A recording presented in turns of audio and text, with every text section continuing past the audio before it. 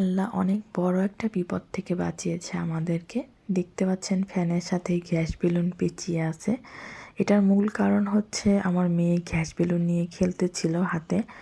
তো হঠাৎ করে বলতেছে ওর গরম লাগে, তো আমি ফ্যানটা ছেড়েছিলাম। তো খেলতে খেলতে হঠাৎ করে হাত থেকে গ্যাস বেলুনটা ছেড়ে দেয়, আর যেহেতু এটা গ্যাস বেলুন উপরে উঠে যায়, উপরে ওঠার পরে ফ্যানের সাথে এটা পেঁচিয়ে যায়। সাথে সাথে আমি ফ্যানটাকে বন্ধ করে দিয়ে আমার মেয়েটাকে নিয়ে রুম থেকে বের হয়ে যাই।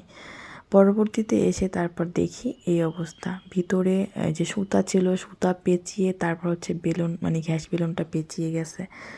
তো সবাই হচ্ছে এই সব ব্যাপারে একটু সচেতন থাকবেন, যে কোনো সময় বড় কোনো দুর্ঘটনা হতে পারে। কারণ এখানে আমার মেয়ে তো অবুঝ ছিল, আমিও পুরোপুরি বুঝি নাই, যার জন্য এরকম একটা বিপদের সম্মুখীন হচ্ছিলাম আমরা। তারপর আল্লাহ বাঁচাইছে। সবাই দোয়া করবেন এবং সাবধানে থাকবেন।